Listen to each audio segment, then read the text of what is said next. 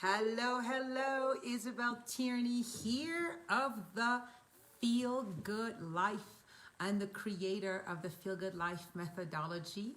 Welcome to your Feel Good Life show. Lots of Feel Good Life, aren't they? Well, this is the whole point. This show is about helping us live lives that are of higher frequencies and actually literally feel more good, feel more God.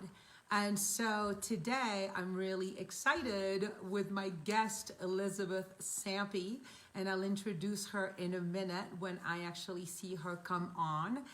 And yeah, we're going to talk about our fear of the unknown and how to navigate that fear. Because I know that in my life, so hopefully I'm going to see Elizabeth coming up soon. In my life, I know that my fear of the unknown. Hi, Stephanie. So good to see you. Yeah. I'm so glad you're on. So I know that in my life, my fear of the unknown has stopped me. I know the earrings are amazing. Has stopped me. Hi, Kirsten. From doing a lot of things that when I look back, I'm like, oh, I wish that I had done that. I know. Oh, so here we go. Elizabeth wants to be in my video. Yes. I'm going to bring her on camera. And yay, I'm so glad that you're coming. So here, yay, you did it. I was just talking about, before I introduce you, about how the fear of the unknown, I know, has stopped me in so many places in my life that I look back on the last 56 years and I'm like, oh, I wish I had been less scared. I was a scaredy cat as a kid.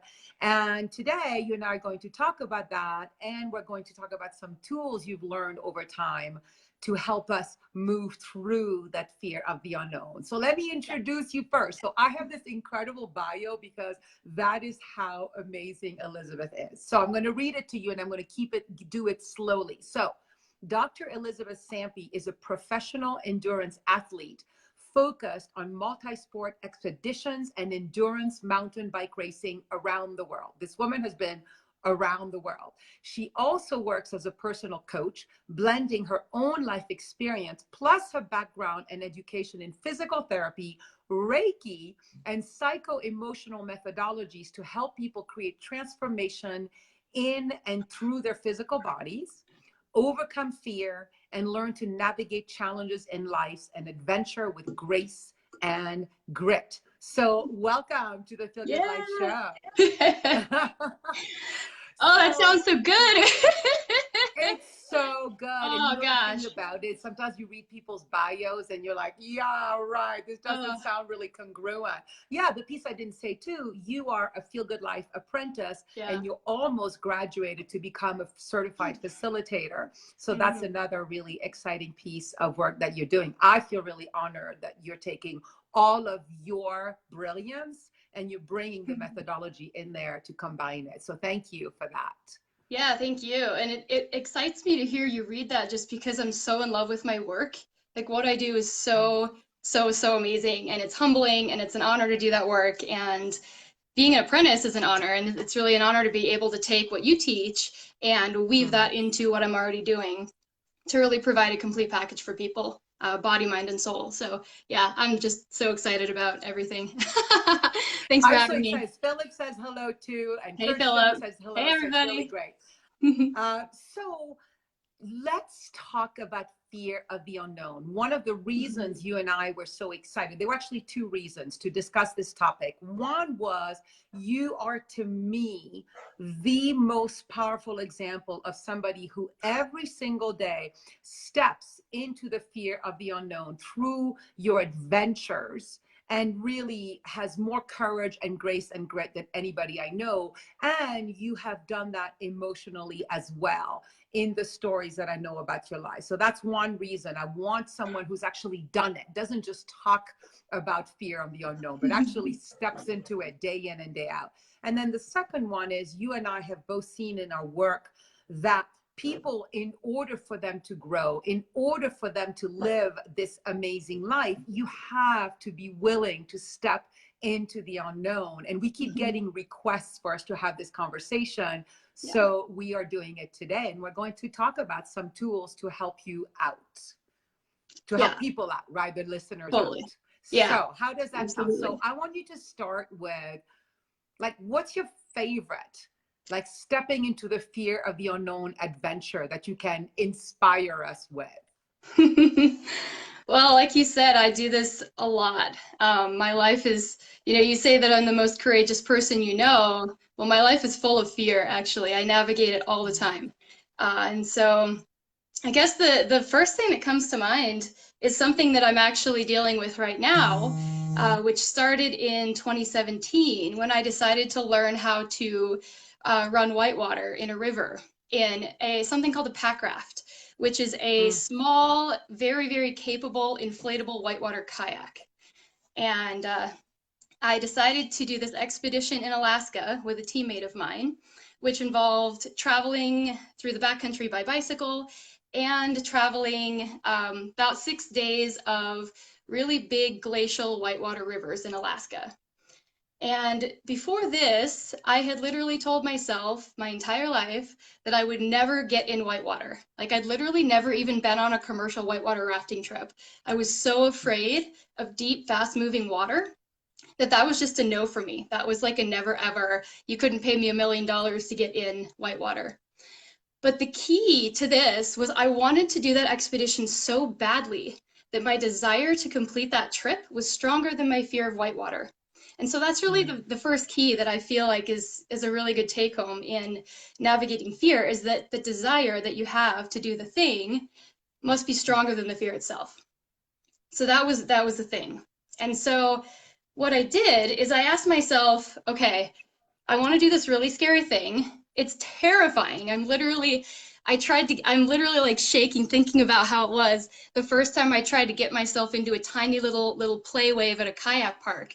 It took me about 2 hours of literally like trying to get in, not getting in, trying to get in, not getting in. I was so scared that my teammate was like, you should give up. Like, you should not try to do this. You should not do this trip. You're so afraid, you should give up. And again, that just cemented my desire more, that my desire to do it was stronger than my fear. And so what I did was I asked myself, I said, okay, where have I succeeded in doing things like this before? So I've never done whitewater, but where have I done other hard, scary things? So I learned ski mountaineering when I was 17. I actually started this process when I was 17, learning ski mountaineering. I've been through a divorce.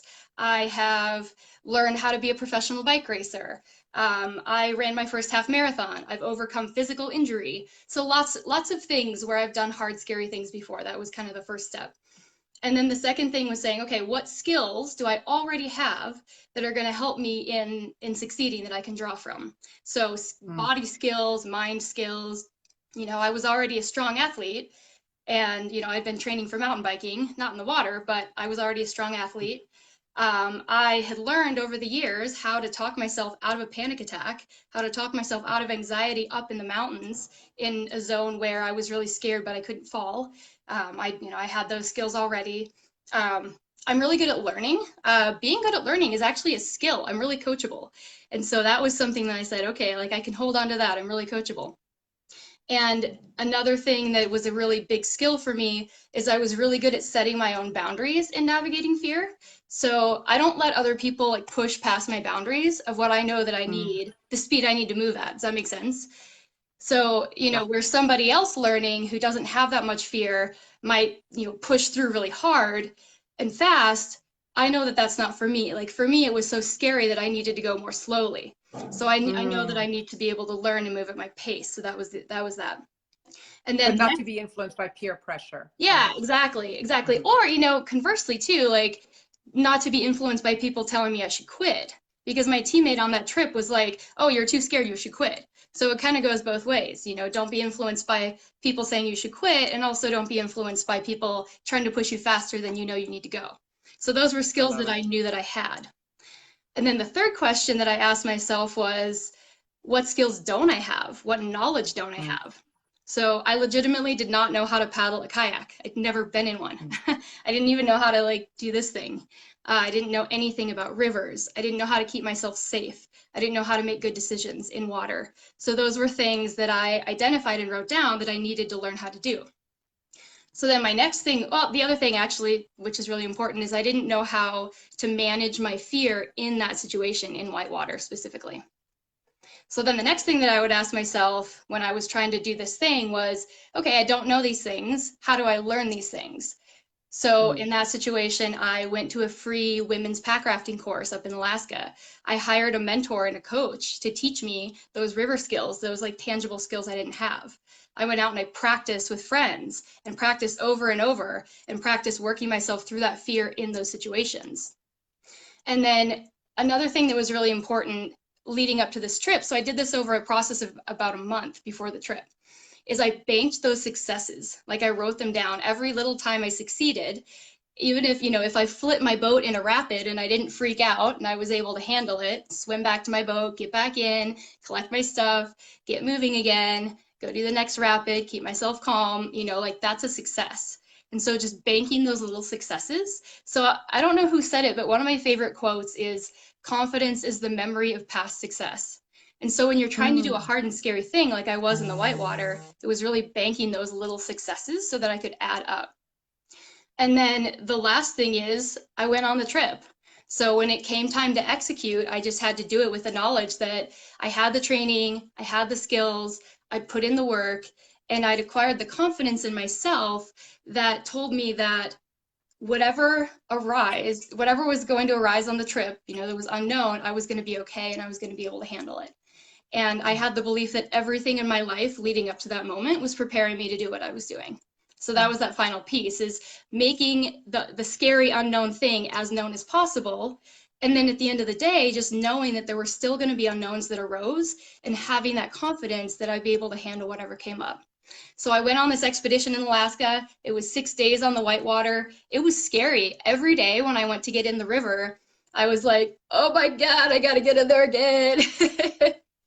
And it was raining and it was windy and it was storming. And I had a couple close calls with nearly flipping my boat, ran a couple scary rapids, had some interesting situations with my teammate where we had to make decisions together. And, he wanted to keep pushing on. And I knew that I was physically and mentally too tired to keep going that day. So I had to say no.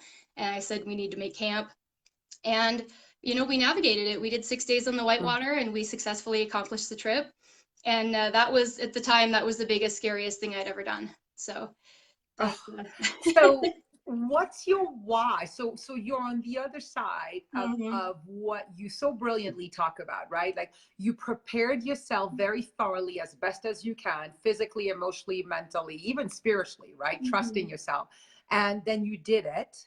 Mhm. What's on the other side of that? How are you changed? Why is it worth for all of us to step into that unknown in spite of our fears? Yeah, I mean, for me at that time, it was very tangibly that thing. Like I wanted to do that adventure. And so it opened up the door for me to do all sorts of other adventures in the water because I no longer had that, like, I will never, that limitation. Mhm. And so just an adventure, I'm actually about to do another huge trip, which involves going on an expedition across the Himalayas between Pakistan, India, and Nepal, traveling by bike and pack raft again. So I've been honing more skills in the whitewater and scaring the crap out of myself all summer to get better at that. So tangibly in my adventure sports, it's allowed me to open more doors for myself. In Mm. life, those skills translate as well. So I've been through a lot of things in the meantime since that specific trip, actually right after that trip, where I was pretty much, hit head on with one of the most challenging emotional and psychological experiences I've ever had. And I was able to literally use that exact same process to work my way through that. So it definitely translates. Wow. Yeah. Yeah, I love that. And I think that's one of your strengths for any of you who want to use physical adventure along with many other skills, but to grow. You know my story, Elizabeth, that I think it was last year, and some of you know the story too. Last year, I went to Mount Shasta and they were going to do a sweat lodge, and I'm really, really, really, really, really scared of heat. I don't like heat, and I hate closed spaces, like literally like nightmares. It wakes me up in the middle of the night to be in a closed space. And there was no way I was going to do it. And then I was like, wait a minute. Like, I don't want fear to rule my life. Like, I want, if I'm going to make decisions in my life, I want them to be conscious decisions, not fear-based, reactive ones, right? And so I knew this was like fear-based, reactive, and like my rebel. Like, I hear the same in you. It's like, no, I don't want fear to rule me. And so that morning I woke up and I was just like, I'm going to be the type of person who loves sweat lodges. I'm the type of person who loves heat. I'm the type of person, and all day, I think the sweat lodge was around 3. I just kept telling myself, right? Yeah. And I went and checked the sweat lodge out. I found out the information. Did I have an exit strategy? All the preparation you're talking about.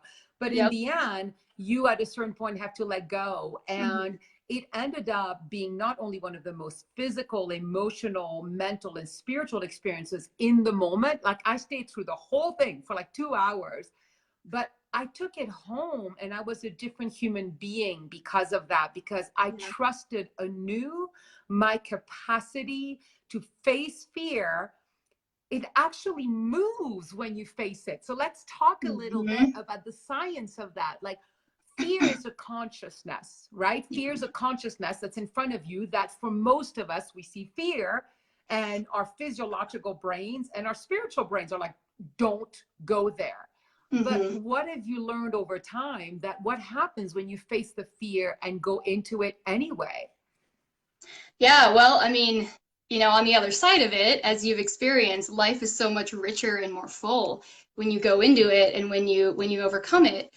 And what I found is when you first go into that process, like you said, your brain is just screaming signals at you, like, no, Red zone, red stop, zone. red zone, red zone, red zone, like like like those, your heart races and your skin flushes, and your breathing quickens, and I can picture myself, like, every time I go to get into a rapid, and just the rush of nervousness that I feel, like, in my stomach just coming up, and my brain starts to tell me the story of, like, what if I flip over? What if I end up in a hole? What if I go through what we call the washing machine, like this? And and I build this up in my head, and then the story that pops out of all that says, I don't have the skills to do this river run. And I latch onto that story, and that's what my brain loops and loops and loops and tells me, that I don't have the skills. And so it literally takes me stopping that red zone spiral process in my head, and stopping that story and saying, wait a minute, who says that I don't have the skills to do this river run? I've trained and I've practiced, and I know how to catch an eddy, and I know how to do a power stroke, and I know how to do a draw stroke. And I talk myself down from that red zone response. And then physiologically, the process, take the deep breaths. What I do is I call it embodied leadership of myself. And so I've done this on the river. Like, I've literally gotten out of my boat and, like, sat on the side of the river and closed my eyes and gone into my body, and I take deep breaths, and I visualize what it feels like to be on the other side, to go through that rapid with confidence, and to catch every eddy, and to be able to turn and look at the next rapid, and to put my boat exactly where I want it to go. And I picture myself doing that. And then that brings me out of that red zone response and back into that green zone response. And then I can say to myself, hey, I actually do have the skills to do this. And what's more, if I do flip over and swim here, it's safe. I've chosen this river run because I know that if I do flip over, I can swim and get back in my boat, and it'll be fine. I'm not going to die. And so, Got it. So yeah, I talk myself out of that response. So what you're talking about, when we're talking about the red zone, for those of you who don't know, in the live or the replay, we're talking about the stress response. And what happened in stress response, our body and minds perceive danger and act in a fight, flight, or freeze response, right? And sometimes it's real danger in front of you, right? Elizabeth has encountered real danger in front of her. And often, for most of us in our daily lives, it's perceived danger. And so what Elizabeth was just talking about is like her mind started telling herself stories of all the worst case scenarios that would happen, because in the stress response, we literally can only see what's wrong. Like that's what happens in the stress response. So it was doing the washing machine loop. It was funny. You're talking about the washing machine in the water. Yeah. Your brain was doing the washing machine loop of saying, you're not going to make it. It's not going to happen. Everything's going to go wrong. And so for you listeners, you don't have to be on the river to have that happen, right? How do you have that happen? You think about maybe signing up for a retreat, or taking a trip somewhere, or getting a new degree, or getting into a new relationship, and your red zone stress response brain tells you, don't do it. It's not going to be good. Bad things are going to happen. You're going to lose all your money. Da, da, da, da, da, da. And so what Elizabeth is talking about is catching herself in that red zone, stopping, realizing the red zone does not tell the truth most of the time, and actually putting herself in the green zone, the relaxation response, by visualizing the best outcome, and then regaining her courage, her strength, her confidence, and getting back on the water. So for us, right, getting out of the red zone, it's never going to happen. If I go on this retreat, I'm going to spend all this money. I'm not going to change. I'm using the retreat as an example. Stopping, breathing, and like imagining, like, yeah, I'm going to walk away and I'm going to feel so good. I'm going to be inspired. I'm going to change my life, whatever it might be. So tell me if I've tracked that appropriately for you. Does that land the way I spoke it? Yeah, absolutely. And one of my favorite things going into science is talking about like literally the parasympathetic response that we can activate in our nervous system when we do deep, slow breathing. So every time we take a deep, slow in breath, and especially a deep, slow out breath,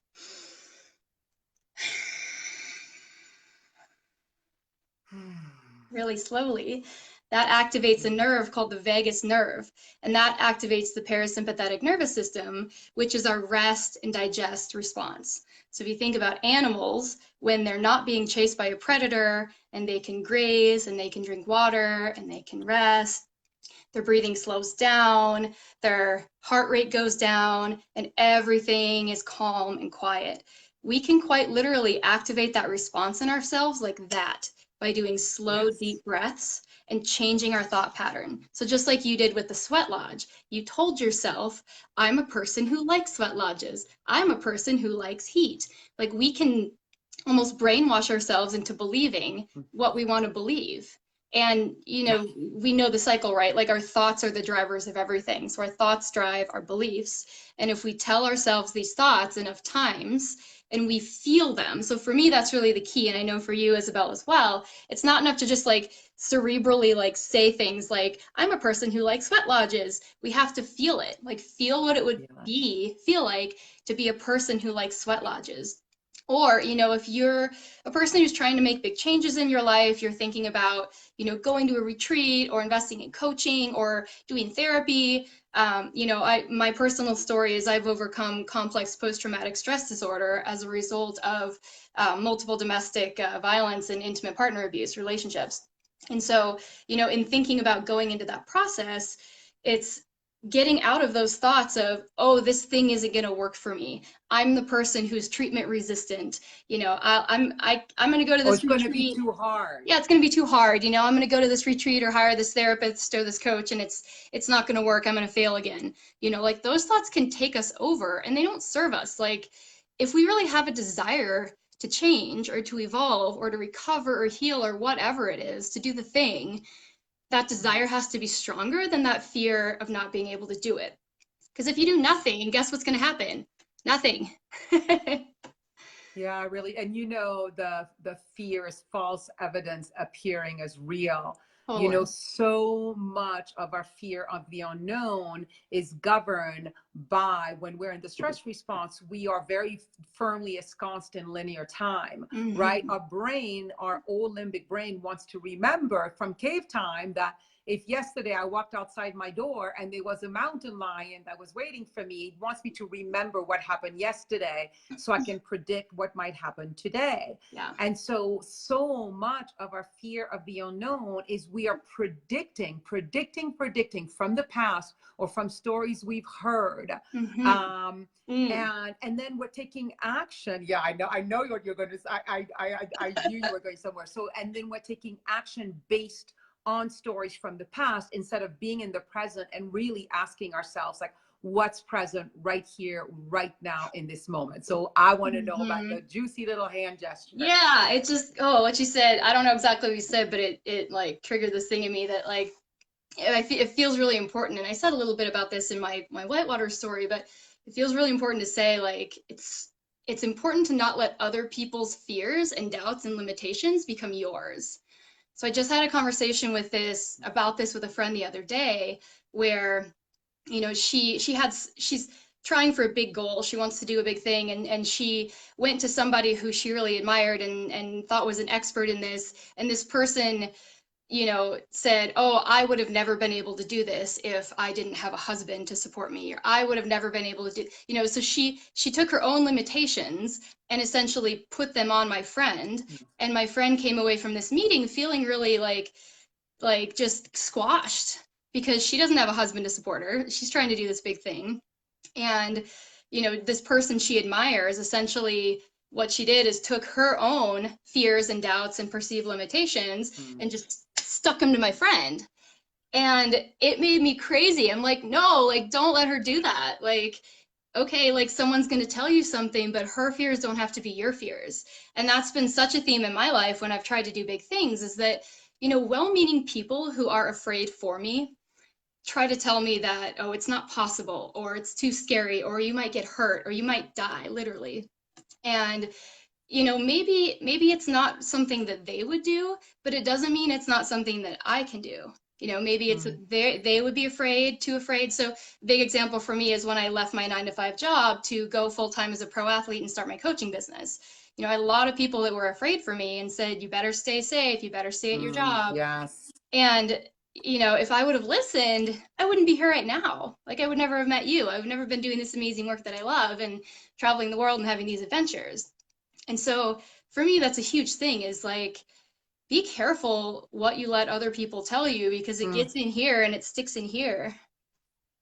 Well, I love it. And Philip is saying false evidence appearing as real. He loves that. Yeah, I did not invent that. I wish I had. But what you're saying is so important, right? Like, again, we all have the boxes that we live in, right? Like, your box of what's possible in living life is bigger than most boxes. Many people think, I need to have a 9-to-5 job. I need to have enough money so that on the weekends, maybe I can have time off, right? And maybe one day I'll retire. I mean, you know, that's just a fairly common box. And so when someone goes outside that box, outside that comfort zone to say, no, I'm going to quit my job, I'm going to become a pro athlete and a coach, it shakes their box, and it's a very well constructed box that they don't want to shake. And so what you and I are talking about today is, in order to live a bigger box, you have to face your fear of the unknown, because you're the one forging the path of your bigger box. I mean, I can look at someone like you and be like, oh, actually, I could do an adventure like you've done. So we can learn from people who have decided to step outside their box. But in the end, we have to face our fear of the unknown, because like you were saying, you're like, Isabelle, I can do a mountain bike ride across the Grand Canyon. And I'd be like, I'll never do that. So I have to find my own ways that are making me step out of my comfort zone and not react either to people saying you can't, or people like saying, but of course you can, it's easy. Like, right? Like that sweat lodge was really hard for me. For other people, it was nothing. Yeah. And it's not easy by any means. And I think part of something that I do that's been really helpful for me, and you and I actually talked about this at our apprentice retreat a little bit in a different context, but like actually going into the fear, like, what if the worst case scenario happened? And trying to think of, like, I was on an expedition in Puerto Rico when I, you know, kind of screwed up my campsite that I thought I was going to be able to stay at. It didn't exist and whatever. And I found myself at like 10 o'clock at night and it was dark and it was pouring rain and I wasn't able to ride on the beach like I wanted to. I was stuck on the freaking highway and I was sitting on the side of a tienda, this little like gas station thing. Tienda, what's tienda in English? Like a convenience store, like a 7-Eleven.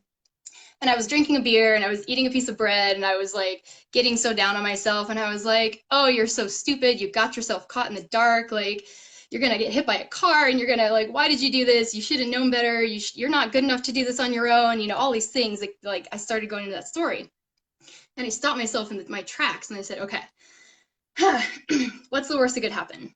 Okay, the worst that could happen, I could be riding along the road, you know, I could get hit by a car, I could die.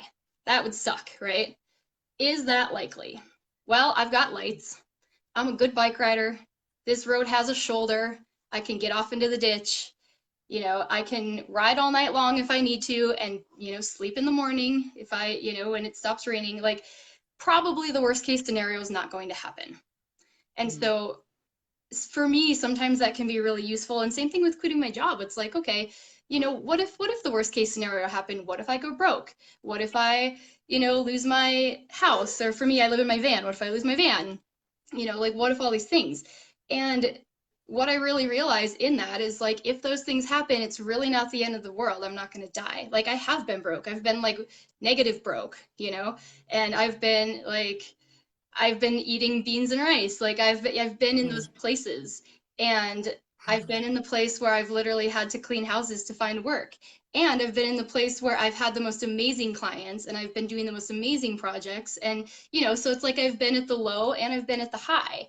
And usually it's somewhere in the middle. And really the low is not that bad. So it's like, that can be a really useful tool, you know, like if you're so afraid I of the really like thing, that. go into the thing and see, is it really the I end of the see. world?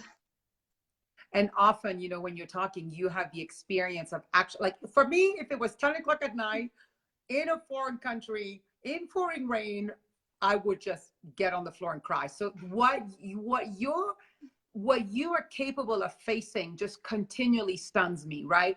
For someone like me, what I continually face is, for example, like showing up and doing a podcast, right? Like building an apprenticeship. So the things that I do, for some people they were like, I would never do that. And they're not as scary to me. But when I ask myself, often it's because I'm scared to be embarrassed. I'm scared not to be like the worst case scenarios are I'll make a fool out of myself, or maybe I'll lose clients or something.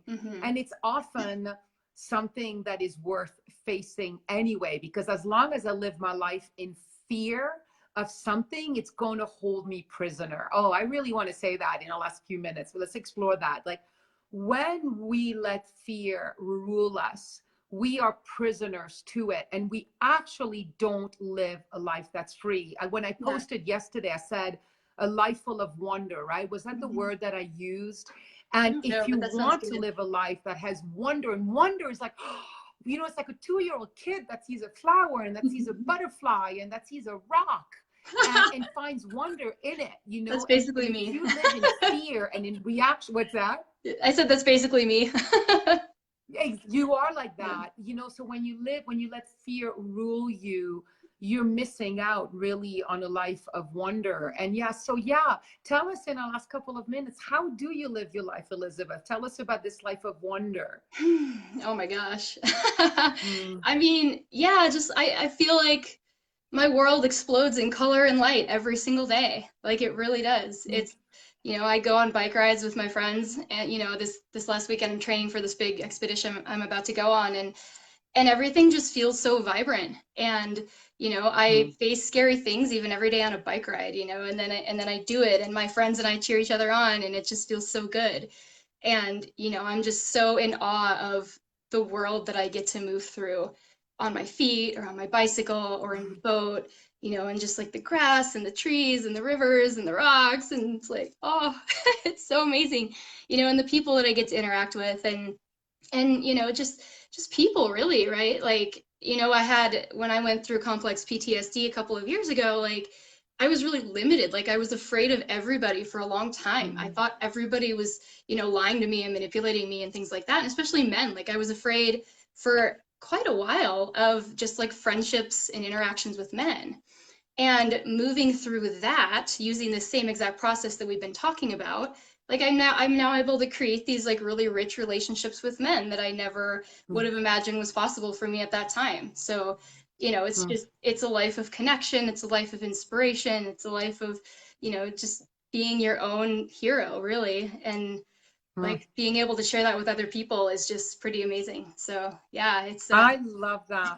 And really, Elizabeth, you really are like, I look for people who really do live feel good lives, right? Because our lives can look like it's such a good life on the outside, right? Like people have a lot of followers or have a lot of money or have a lot of this, these external things. Mhm. And actually, that doesn't guarantee anything. I think we all know that as we listen here. Yeah. And Elizabeth, you live a life really full of wonder. And I love you said vitality and Mhm. connection and inspiration, right? In my work, we call it the green zone life. And that's Yeah. really the way you live your life. And you live it. I really want to finish with this point for those listening. You live it by facing your fear every single day. I remember, I don't know if it's a quote or somebody said to me something like, or maybe it's an Eleanor Roosevelt quote or something like that. Do one thing that scares you every single day. So I Yeah. actually really like leaving Oof, everybody with that. totally. And yeah, you want to say something about that? Yeah, just that's exactly right. Like little things every day. I mean, for me, I used to be terrified of coming on live. Like this interview would have like, freaked me out. And I love playing music, and I used to be afraid of like playing music live or putting music on Facebook. So as like I put music on Facebook all the time. Like I'll, little snippets of me playing guitar, ukulele, and singing, and so for me, that was like the little thing that I did every day that was scary. And now, like putting Yes. music on Facebook is not scary any longer. And so it's like it doesn't have to be some crazy grand adventure. It can be something really small every single day, Yes. and then banking that success to build your confidence that you can do bigger and bigger things. So that's really the Mm. key is pick something that feels like a stretch, but like not so much of a stretch that it's not doable. I love that. And then Mhm. banking it, remembering, Yeah. remembering. Yesterday I did a lot. Yeah, I really love that. And so to finish, so November 5th through November 9th, we have just a few spots left. Elizabeth and I and Danella and Brooke, we're going to be going to Mexico. And we have a retreat that Elizabeth is going to be on the team for, where we are going to face our fear of the unknown. We are going to face the obstacles that stop us, the stories we tell ourselves that don't allow us to live the way Elizabeth lives, right? I'm going to use her as an example because whatever that looks like, right? You don't have to be an endurance athlete, but what she talks about, the vibrancy, the inspiration.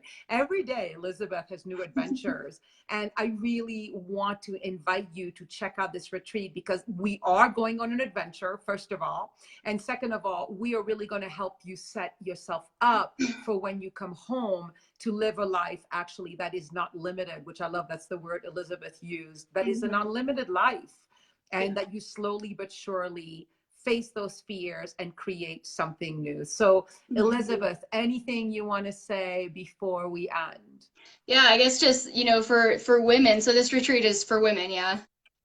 Yes, for Yeah. women. So if you are a woman, and I think this is a really awesome environment to start like living these things and embodying that leadership that you want in your own life. Isabel and Danella really bring this beautiful vibe of like putting this into action in real time and really deep diving us, all of us as a group together on these types of topics. Like how do we navigate fear? How do we navigate challenges? How do we come through this stuff gracefully? And then I love how you all also have the calls afterwards for integration. So, like a lot of retreats are like, cool, you go, you have this immersive experience, it's amazing, and you blow your face off, and then you go home and it's like, oh, well, crap, here's my What husband, just here's my happened? job, Yeah. what just happened. And so, like, I love that y'all have the integrated calls afterwards to help people support them in like actually bringing this stuff that they're learning at this retreat into everyday life. So I'm super excited to Yeah. be a part of it. I'm really honored to be on the staff with y'all. Thank you. And yeah, It's any so ladies. amazing. And that's the thing, right? Little practices. So retreats Mhm. are accelerated practices, but then you got to come home and practices. It's like going on an adventure with Yeah, you, totally. right? For a few days, and then you got to come home and keep practicing. Hi, Lisa, Sharon. It's Mhm. good to see you. So everybody, I will put the link to the retreat. There's 3 spots left. And Ooh. I can't wait to see you there. Elizabeth, it's just to have you as an apprentice, to have you in my life, to watch the way you live your life has really like inspired me so much. And every time I talk to you, it makes me actually want to say yes to more things and actually to step out of my fears, because I have more physical fears. And just to be, I know how transformative it is. So also, if you want to work with Elizabeth, are you in? Wait, hold on. I think we might have Lisa Eddy just saying that she's in. Oh my God. Wait. Are you saying that you're coming to the retreat? Is that, I think that might be what she just said. So She I just just want to sold see one if to we her can friend confirm and Ginny. celebrate. Lisa, if she's in, is going to do breath work. She's going to lead us into a breathwork session, which is the most effective way to move and integrate at the end of our session. So at the end of a retreat. So I'm hoping that she's saying she said yes. that would be so amazing. Oh my that's so God. cool. Okay. Awesome. Well, welcome, Lisa. So cool. Oh my God. Okay, so we are adding I'm so breathwork excited now because of Lisa saying yes. And have you done breathwork, Elizabeth? Oh yeah, tons. Yeah. It's literally, I did breath work. Went to this breathwork conference in, what was it, May at Joshua Tree.